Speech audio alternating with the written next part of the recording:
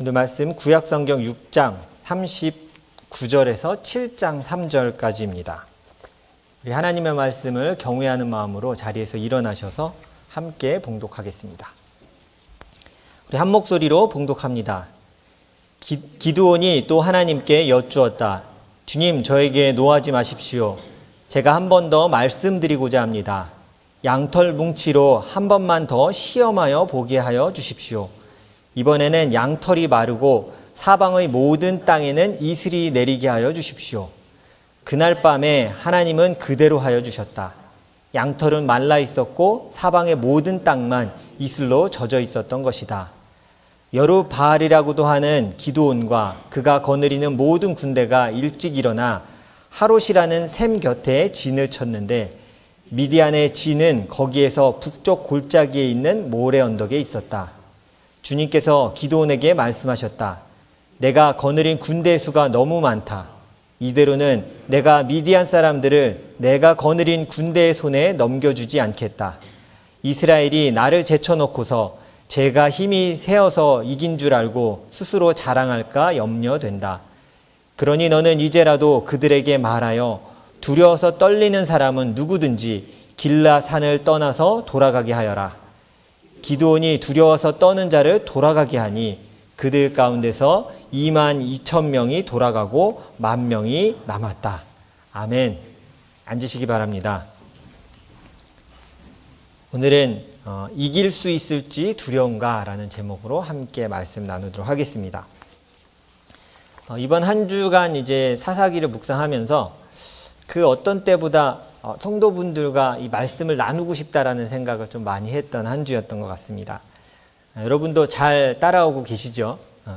때로 놓쳐도 계속 따라오셔야 합니다. 따라오고 또 새벽 예배 말씀도 듣고 같이 계속 하다 보면 어느 순간 말씀이 이해되고 그 안에 담겨있는 하나님의 뜻들을 우리가 발견해낼 수 있습니다. 바로 오늘 말씀으로 들어가서 그냥 설교를 바로 시작하도록 하겠습니다.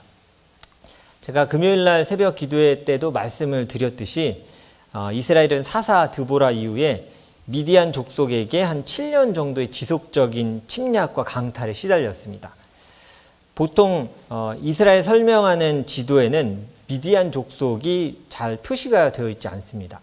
그래서 사실은 이스라엘 살고 있는 지역보다 좀 많이 떨어져 있어서 그래요. 그래서 지도 안에 한눈에 잘 안 들어옵니다. 그래서 제가 지도를 하나 준비했는데요.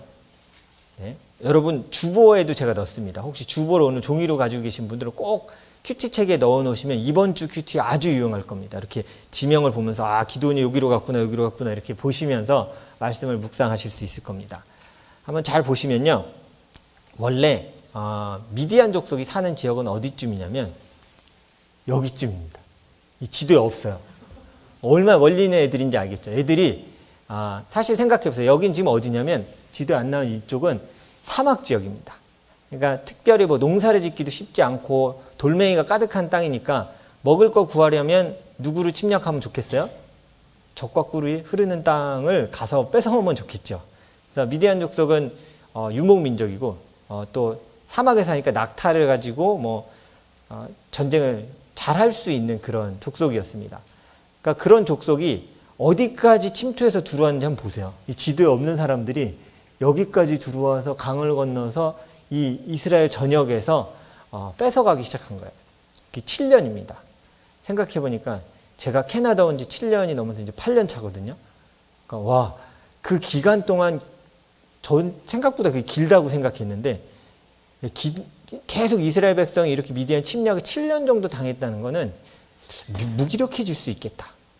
더 이상 우리가 뭐 할 수 있는 게 없겠다라고 여겨질 수 있을 만큼 되게 힘든 시간을 보냈다는 생각을 했어요. 그러면서 자주 미디안이 뺏으러 왔습니다. 그리고 나중에는 왔다 갔다 하니까 힘들잖아요. 어떻게 했을까요? 성경을 보니까 진을 아예 치고 거기 살면서 뺏기 시작했어요.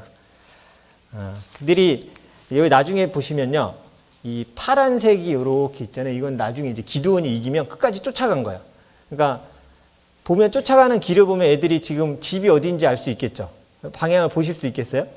이렇게 지금 도망가고 있잖아요. 이렇게 도망가서 여기를 지금 자기는 집으로 도망가다가 끝까지 계속 기드온이 쫓아갔던 걸 보여주고 있는 거예요. 미디안은 굉장히 악랄하게 이스라엘 것을 빼앗았다라고 기록하고 있어요. 기록들을 보면 어떤 것도 있냐면 농사하는 사람들에게 이 씨 뿌리는 철은 마냥 신나는 철은 아닙니다. 이 씨 뿌리기 전까지가 굉장히 고통스럽대요. 특히 흉년이 들었을 때.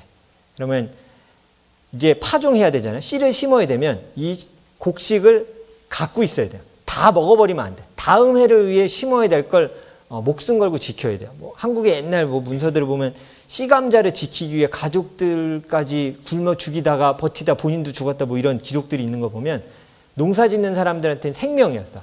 이거 먹어버리면 우리에게 미래가 없는 거야. 그러니까 그 씨앗을 마지막까지 갖고 있다가 그게 민족의 마지막 소망인 거야. 뿌렸어요. 싹이 싹 나요. 그때 미디안이 한 짓이 뭐였냐면 낙타를 끌고 와서 이스라엘 평지에 풀어놓는 거야. 그럼 어떻게 되겠어요? 새싹이 다 난 거를 야금야금 다 먹겠죠. 낙타가 좀 큽니까?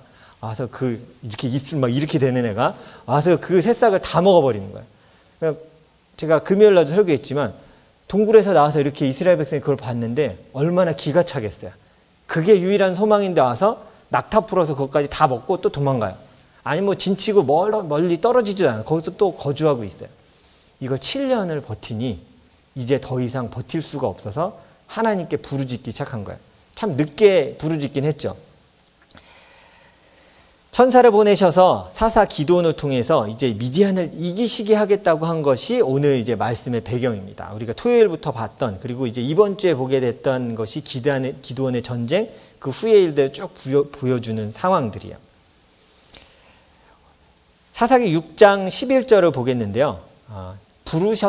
기드온을 부르셨던 상황을 우리가 한번 좀 읽어보도록 하겠습니다. 우리 한 목소리로 읽도록 하겠습니다. 주님의 천사가 아비에셀의 사람 요아스의 땅 오브라에 있는 상수리 나무 아래에 와서 앉았다. 그때 요아스의 아들 기드온은 미디안 사람들에게 들키지 않으려고 포도주 틀에서 몰래 밀 이삭을 타작하고 있었다. 우리가 기드온 그러면 굉장히 용감한 사사라고 생각하지만 그는 용감하지 않았습니다. 여러분들한테는 얘기하지 않는 제 설교의 단락의 제목들이 사실 있어요. 이건 읽지 않으니까요. 1번 뭐냐면 겁쟁이 기드온이에요. 제가 이제 정해봤어요. 그러니까 성경 어디를 봐도 야, 기드온은 참 나갔다. 생각보다 많이 겁쟁이구나. 두려워 떨고 어떻게 할까라고 두려워하면서 계속 있었던 사람이에요. 천사에게도 이렇게 얘기해요. 하나님이 너를 부르셨고 너를 통해 미디안을 무찌르게 하겠다라고 얘기했는데 저는 므낫세 족속에서도 제일 작은 집안에 있고요. 저는 어리고요. 제가 할 수 있을까요? 라고 변명하기 시작해요. 하나님이 하시겠다고 했는데 가능하지 않은 것 같아요. 저는 그걸 못할 사람 같습니다. 라고 계속 얘기합니다. 이게 기드온의 현실을 보여주는 대답이야. 그가 어떤 마음으로 살았는지. 오늘 이 말씀 한번 잘 보십시오. 타작을 하면 보통 넓은 데서 타작해야 되는데 그가 어디서 했다 그러냐면 포도주 틀은요. 사람 몇 명이 들어가서 포도를 이렇게 밟아서 즙을 낼 수 있는 아주 큰 통을 얘기해요. 거기 들어가면 사람이 안 보이겠죠. 밖에서. 타작하는 거 보면 생각해 보세요. 뺏는 사람 입장에서 타작 안 된 곡식을 갖고 가는 게 수월해요. 타작 다 돼서 자루에 탁 담아놓은 거 뺏어가는 게 쉬워요. 나쁜 마음이지만 탁 타작되고 쫙 포장해 놓은 거 탁 그거만 갖고 가는 사람도 편하죠. 타작하는 걸 보면 곧 이후에 와요. 그러니까 그걸 보여주지 않기 위해 틀 안에서 사람들이 못 보게 거기서 타작을 하고 있었어요. 우리 청소년들 타작이 뭐냐면요. 트레이싱? 이 말도 어렵냐? 이렇게 쌀 이렇게 놨으면 그거 곡식을 떨어뜨리는 막 때려갖고 떨어뜨리는 작업을 하는 걸 얘기해요. 그걸 숨어서 하고 있었어요. 기드온의 모습은 사실은 전 성경을 보면서 이때의 이스라엘의 모습을 대변해 주는 것 같아요. 무기력하고 겁이 많고 하나님의 도우심을 더 이상 기대할 수 없는 그냥 숨어서 살고 있는 아주 미약한 족속의 그냥 모습이었어요. 두려워 겁 많은 자였습니다. 그런데 하나님이 뭐라고 그러시냐면 그런데 내가 너를 쓰겠다라고 얘기하시는 거예요. 그는 두려운 것이 많은 사람이었습니다. 미디안도 두려웠고요. 성경을 보면 기드온이 또 두려워하는 게 뭐였냐면 마을 사람들의 시선이었어요. 6장 25절 오늘 본문 좀 앞쪽에 있는 말씀 한번 읽어보겠습니다. 6장 25절 한 목소리로 읽겠습니다. 그날 밤에 주님께서 기드온에게 말씀하셨다. 내 아버지의 외양간에서 어린 수소 한 마리를 끌어오고 또 7해 된 수소도 한 마리를 끌어오고 내 아버지의 바알 제단을 허물고 그 곁에 있는 아세라 상을 찍어라.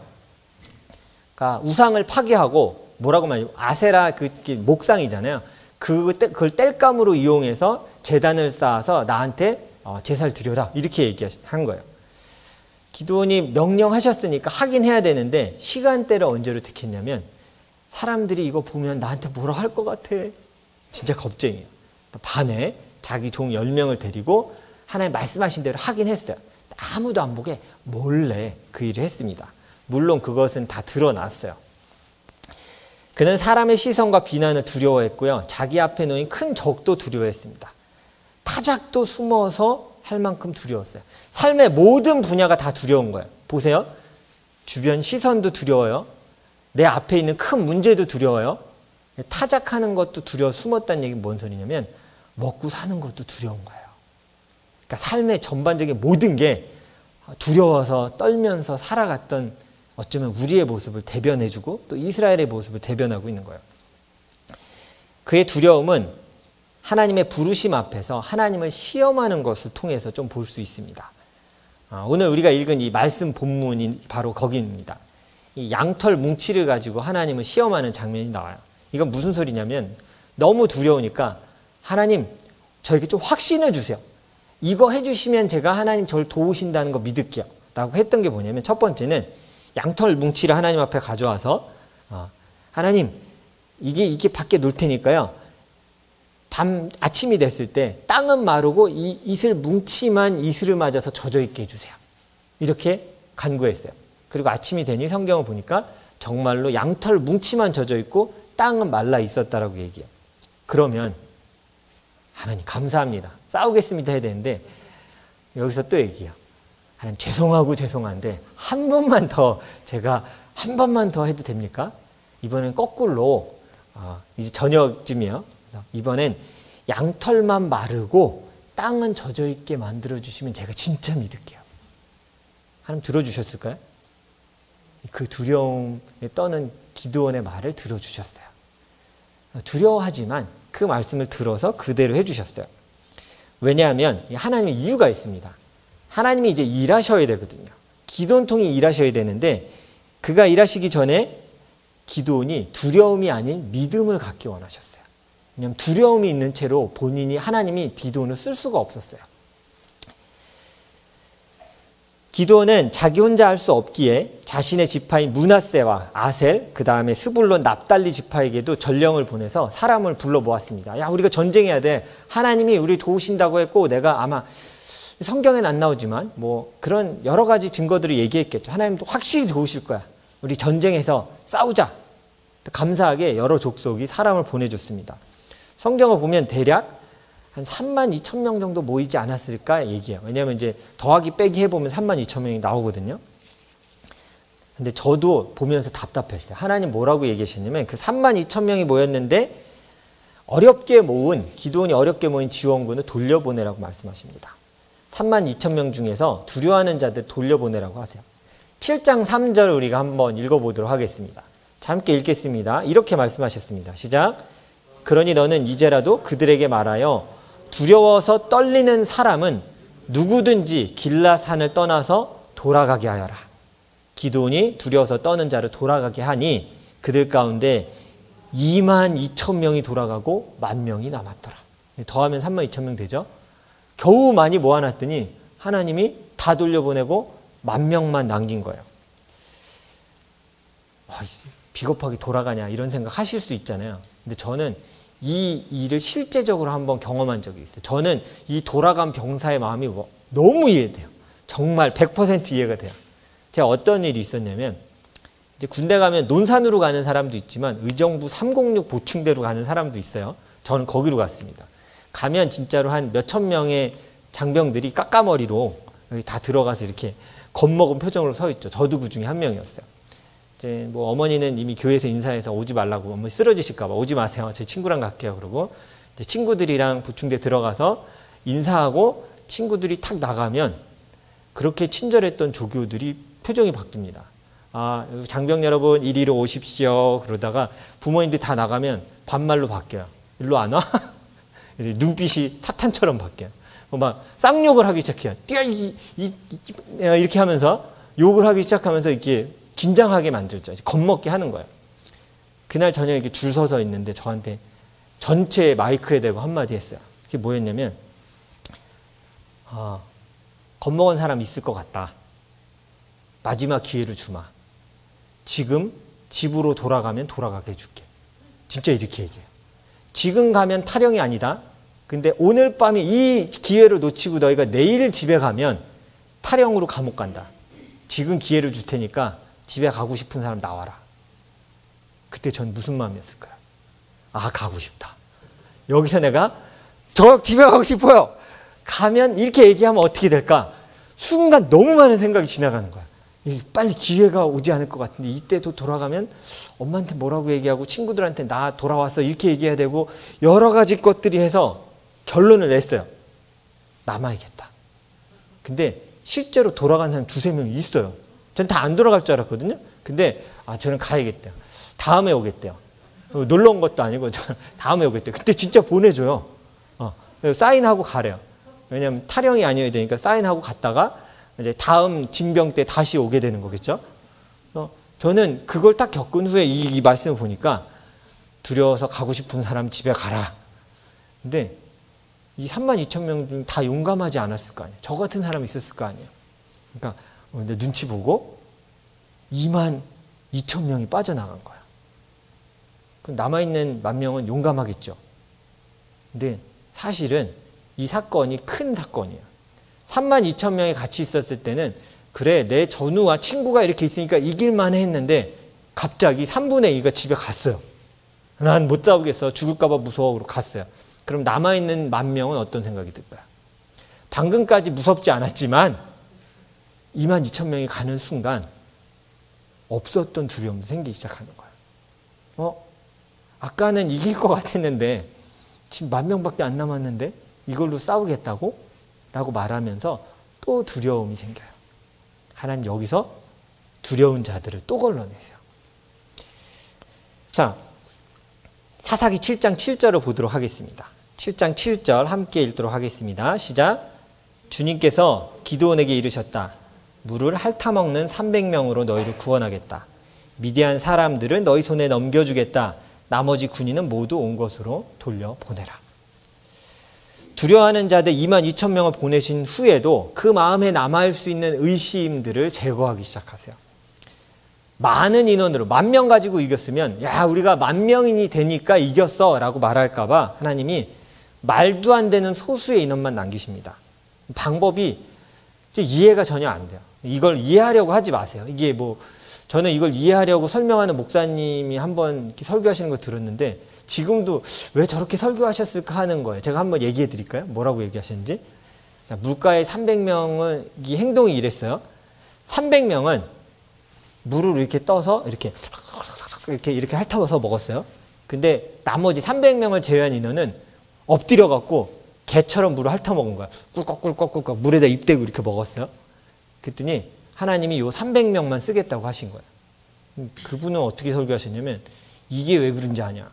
이거 봐라. 개처럼 핥아먹으려면 주위를 적이 오는지 봐야 되는데 이 주위 산만해갖고 이거 물을 이렇게 정신없이 개처럼 먹었다. 그래서 하나님이 안 쓴 거라고. 이렇게 끝까지 경계하면서 물을 뜨면 적이 오지 않나 이렇게 보는 사람 하나님 쓰신 거라고. 이제 여러분 죄송해요. 성경에 안 나온 내용이에요. 그냥 생각하신 것 같아요. 좀 그거 들으면서도 그때 되게 그랬거든요. 진짜 그럴까? 성경은 뭐라고 얘기하고 있냐면 그들의 행동, 태도 때문이 아니라고 말씀하세요. 그냥 너무 심플해요. 조금 어이없어요. 왜요? 왜 300명이에요? 소수였으니까요. 하나님은 가장 소수로 일하기를 원하셨던 거예요. 왜냐? 10,000명으로 이기면 니네가 했다고 할 것 같아서. 300명, 저거 조금 남았네. 그냥 그 떠먹은 사람이 조금이었던 거예요. 특별하게 잘한 게 아니고 멋지게 무릎을 어떻게 꿇고 이렇게 먹으면 뭐가 멋지게 해서 다 핥아먹는 거지. 다 이상한 모습이에요. 근데 그냥 하나님 선택하신 거예요. 이 300명으로 내가 일하겠다라고 결정하신 거예요. 저는 이 말씀 묵상하면서 우리가 꼭 봐야 될 게 있어요. 사실 우리의 약함은 엄청난 축복이에요.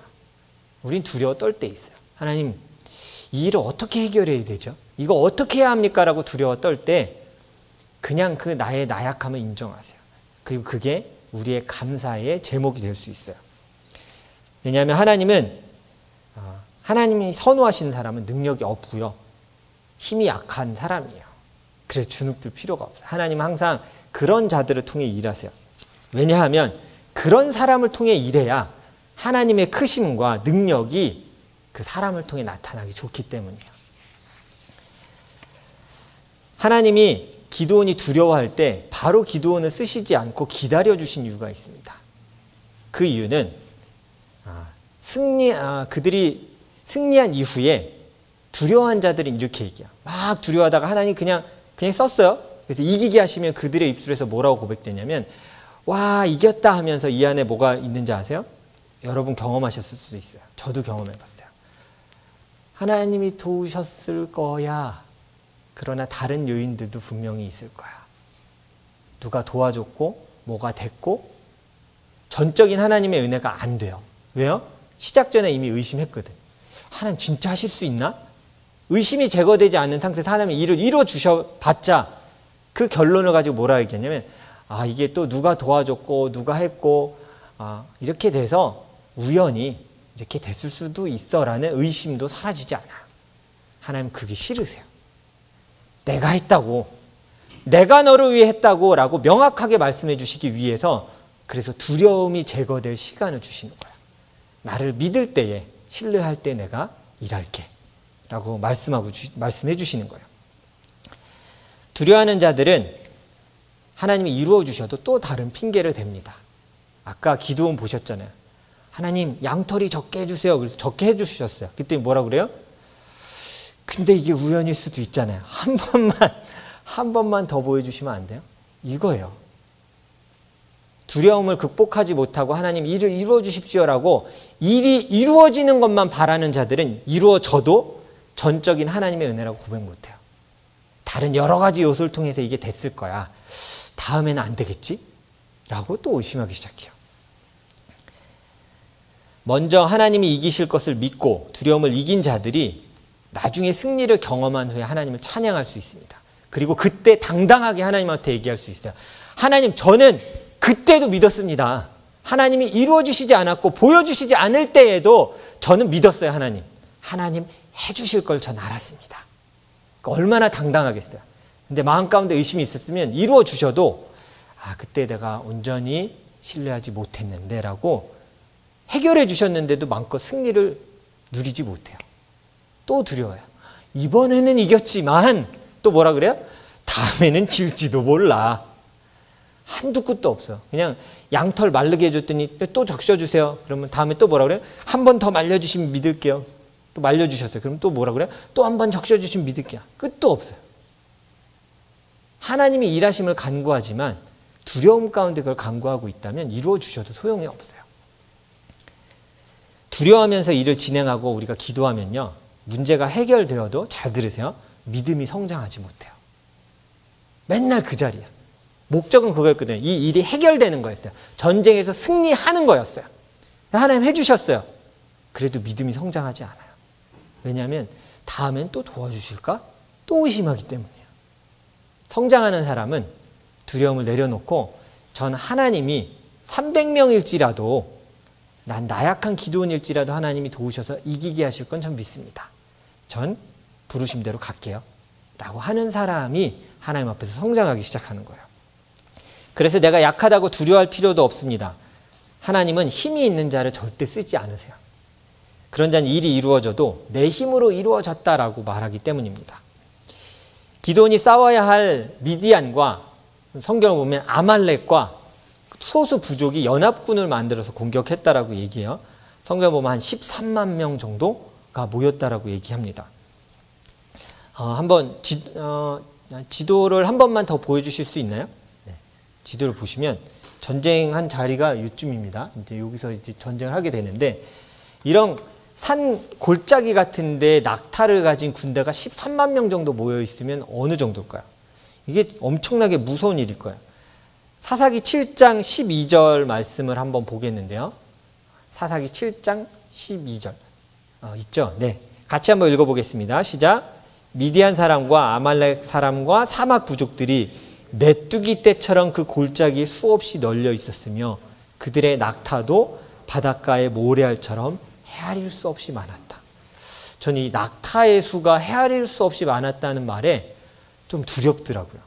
제가 만약에 이스라엘 군대였다면 이거 무서웠겠다. 혹시 낙타를 이렇게 손으로 만질 수 있는 거리에서 보신 분 계세요? 동물원 가서 저는 이렇게 볼 기회가 있었거든요. 진짜 깜짝 놀랐어요. 낙타가 생각보다 엄청 커요. 제가 이렇게 손으로 뻗어도 걔 턱도 안 닿아요. 그리고 낙타가 힘이 세서 이렇게 우리가 에 하고 낙타 건들면 이 목덜미 옷 물어서 이렇게 하면 저희를 던질 수도 있어요. 힘이 엄청 세요. 그냥 이게 이런 성인 남자 100kg 넘어가는 사람도 그냥 이렇게 이빨 힘으로 이렇게 옷 잡아서 던질 수 있어요. 이게 물으면 사람 죽겠죠? 뒷발로 차서 한 방에 죽일 수도 있어요. 사실은 엄청나게 많은 낙타가 그 안에 있다는 건 그냥 이스라엘에게 두려움 자체인 거예요. 그런 자들과 300명이 싸우라고 얘기하시는 거예요. 두려움이 이해는 돼요. 그걸 봤을 때 얼마나 떨렸겠어요. 기드온이 두려움을 다 제거했다고 생각했는데 그거 보니까 또 두려웠거든요. 이번 주에 큐티에 나올 거예요. 다 얘기 안 해드릴 거예요. 궁금하시죠? 보세요. 어떤 두려움을 가졌는지 보세요. 또 두려움을 갖고 하나님 앞에 기도하기 시작해요. 이런 상황에서는 당연히 큰 부대가 필요하다라고 여깁니다. 기드온도 마찬가지였을 거고 남아있던 300명도 그랬을 거예요. 하나님 300명만 남긴 건 잘못한 것 같아요. 10,000명이라도 있었어야 돼요. 라고 분명히 고백했을 거예요. 그러나 하나님은 하나님의 백성의 믿음이 필요하다고 말씀하신 거예요. 미디안 군대보다 하나님이 크고 능력이 있음을 믿는 것이 지금 이 순간 하나님에게 더 필요한 것이었어요. 내일부터 큐티하게 될 내용들이 그런 전쟁의 내용인데요. 저는 말씀을 쭉 보면서 이 전쟁에 대해서 좀 묵상하게 됐어요. 이스라엘은 지금 이 전쟁에 기드온과 함께 이기고 싶습니다. 동의하시죠? 지고 싶을까요? 300명 남았으니까 나 이제 죽어야지. 이기고 싶어요. 정말 이기고 싶어요. 왜요? 목숨 걸려 있잖아요. 이기고 싶은 마음으로 하나님께 기도한 거예요. 근데 묵상하는 가운데 이런 마음 가운데 주시는 마음이 있었어요. 하나님이 언제든 전쟁을 이기기도 하시고 지게도 하실 분이심을 여러분 믿으세요? 그 전쟁의 승패가 하나님께 있으면 믿으십니까? 그러면 이기고 지는 것이 하나님에게 중요할까요? 우리는 하나님 이거 이겨야만 내가 살 것 같습니다라고 얘기하는데 한번 하나님 입장에 생각해 보세요. 하나님의 입장에서 이기고 지는 게 하나님에게 큰 문제가 있을까요? 하나님 언제든지 마음먹으면 이스라엘을 이기게 하실 수도 있고요. 성경을 보세요. 항상 그랬잖아요. 지게 하실 수도 있어요. 그건 하나님이 언제든 하실 수 있는 일이에요. 하나님 앞에서 승패가 그렇게 중요한 게 아니에요. 하나님 지금 중요한 건 이스라엘이 이기는 거에 하나님의 관심이 있는 게 아니에요. 하나님의 관심은 너는 두려움을 극복하고 나를 전적으로 신뢰하냐예요. 하나님이 지금 이 전쟁에서 보고 싶은 건 이스라엘의 승리가 아니에요. 우리의 착각이에요. 우린 승리를 보고 싶어 하거든요. 하나님은 이런 상황에서도 300명밖에 남지 않은 상황에서도 네가 나를 전적으로 의지하는 것을 난 보고 싶다. 이 전쟁의 목적은 그것이다. 라고 하나님 보여주시는 거예요. 하나님 입장에서는 이기는 건 그렇게 중요한 게 아니에요. 하나님 언제든지 하실 수 있는 일이에요. 가끔 자녀를 키우다 보면 특히 이제 아들 키우다 보면 애들이 씨름하자고 할 때가 있어요. 그리고 이렇게 초등부도 가리키면 유치부 애들이 목사님 나랑 씨름해요 그러면서 막 달려들어서 놀자고 할 때가 있어요. 저도 그래서 애들이랑 이렇게 씨름하고 막 넘어뜨리고 레슬링 하는 거 좋아합니다. 근데 어른인데 제가 어른이잖아요. 근데 유치부 애가 이렇게 와서 목사님 저랑 씨름해요 그런데 탁 잡았는데 마음 가운데 난 이 싸움을 진짜 이겨야겠어. 난 너를 이겨서 이 승리감을 만끽해야겠어. 그러고 애를 바깥다리 걸어갖고 이렇게 확 넘길까요? 그냥 놀면서 져줘요. 보통 져주죠. 이기기도 하지만 그냥 져줘요. 너무 져주기만 하면 재미없어 하잖아요. 그러니까 막 막 이게 질 것처럼 막 이게 이렇게 계속해요. 이렇게 하면서 넘어진 척하면서 이기기도 하고 지기도 해요. 근데 제가 만약에 어른인데 씨름해서 이게 해다 졌어요. 집에 가서 계속 분해하는 거야. 내가 졌어. 내가 졌는데 내가 이 서력을 다음 주 유치부에 가서 얘 이겨갖고 꼭 그 콧대를 눈물을 흘리게 내가 만들어줘야지. 우리 애들 좋았어. 다음 주에 내가 준비해갖고 다음에는 업어치기로 아예 땅에 내 꽂아버리겠어. 제가 만약 어른인데 그런 생각을 한다고 생각해보세요. 전 정상일까요? 만약에 주변에 애들한테 졌는 아주 가끔 있어요. 제가 보긴 봤어요. 애들한테 그런 거 져놓고 막 씩씩대는 분 제가 본 적은 있어요. 막 어떻게 저기 뒤갖고 막 애들이랑 씨름하는데 애를 막 던져버려요. 야, 너 엄청 좋아해. 가끔 아빠들 그런 아빠들이 있으면 기도해 주셔야 돼요. 저 치료가 필요해요. 저 애들 이겼다고 이렇게 좋아할 문제가 아니에요. 왜 아빠는 승패에 연연하지 않을까요? 내가 이기려면 이길 수 있고요. 지려면 질 수 있어요. 그건 나한테 중요한 게 아니에요. 나한테 중요한 건 만약 아들이랑 놀아줬다면, 딸이랑 놀아줬다면 그 놀이를 통해 내가 너를 진짜 사랑함을 보여주는 게 목적이에요. 그리고 네가 나를 의지할 수 있는 사람이야를 보여주는 거예요. 전쟁의 목적은 하나님에게는 이김에 있지 않아요. 내가 너의 하나님이고 내가 너를 돌보는 자다라는 것을 알려주는 거예요. 근데 사람의 시선은 오직 어디에 있냐면 하나님 이 문제가 해결돼야 됩니다. 이거 잘 돼야 됩니다. 그래야 하나님 살아계심을 제가 믿을 것 같아요. 아니요. 그렇게 두려워하면서 기도하면 이루어 주셔도 또 얘기야. 다음엔 될까요, 하나님? 다음엔 안 될 수도 있겠죠? 그걸 내려놓으세요. 하나님 기다리시는 건 전쟁의 승리가 아니라 전쟁 전에 믿음으로 하나님을 전적으로 신뢰하는 걸 기다리시는 거예요. 문제가 해결되고 이기는 결과에 목숨 걸지 마십시오. 하나님은 거기에 관심이 있지 않으세요. 내가 두려움을 극복하고 하나님의 크심을 믿는지를 보기 원하세요. 그것을 기다려주시는 하나님이십니다. 오히려 환난과 고난 앞에서 하나님의 크심을 신뢰하는 것에 목숨을 거셔야 돼요. 전 이 상황에서 하나님이 얼마나 크신지를 전 믿겠습니다. 신뢰하겠습니다. 거기에 노력하셔야 돼요. 이거 내가 이겨야 합니다.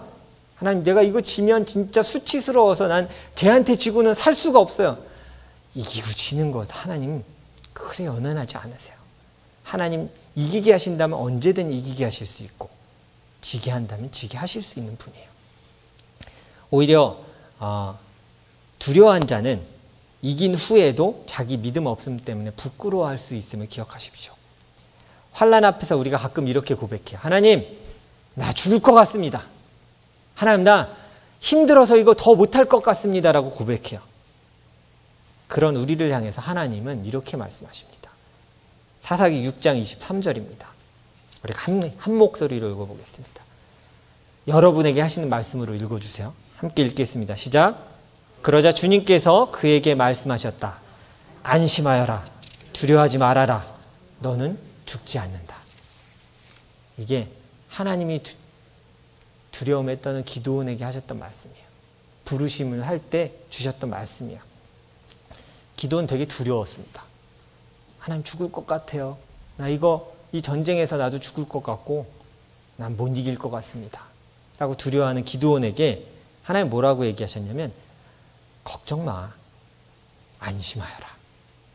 두려워 말라. 넌 절대 죽지 않는다. 라고 말씀해 주신 거예요. 그 하나님의 말씀 앞에 기도원이 응답한 행동이 있었어요. 아마 보셨을 거예요. 큐티하시면서 제단을 쌓고 그 제단의 이름을 뭐라고 불렀어요? 여호와 샬롬이라고 불렀어요. 평안의 하나님, 평화의 하나님. 자기 마음은 지금 막 두려워서 막 떨려요. 근데 제단을 쌓고 뭘 고백했어요? 그런 하나님, 전 여호와의 평화를 외치겠습니다. 나에게 이 두려움 가운데 평안을 주신 하나님을 노래하겠습니다. 라고 그는 하나님의 평안을 예배하고 노래했어요. 두려움 가운데 하나님의 크심을 인정한 거예요. 그를 향해 예배드리고 하나님의 샬롬을 경험하기 시작했던 거예요. 이기고 지는 결과에 목숨을 걸지 말고 하나님의 크심과 비교할 수 없게 크신 하나님 창조주이심을 신뢰하는 것에 목숨을 걸어야 돼요. 우리는 때로 그 전쟁의 결과에 자꾸 목숨을 걸어요. 근데 그 순간 해야 될 건 그 문제보다 훨씬 크신 하나님이심을 좀 믿습니다. 하나님 보고 싶으신 거죠. 제가 지금 이 두려움을 이기고 전 하나님이 도우실 걸 믿습니다라는 그 고백을 듣기 원하시는 거죠. 저는 여호와 샬롬을 노래하겠습니다. 하나님 그걸 기다리고 계신 거예요. 이것이 우리의 삶에서 샬롬을 얻는 방법입니다. 하나님의 크심을 언제든 승리를 하게 하실 수 있는 주님이심을 믿는 자가 하나님이 주시는 평안, 즉 샬롬을 소유한 자로 살아가게 됩니다. 이 한 주가 두려움이 우리를 지배하는 것이 아니라 하나님의 크심과 능력을 인정하는 그 여호와 샬롬이 우리를 지배하는 한 주가 되기를 그리스도의 이름으로 축원합니다. 함께 기도하겠습니다.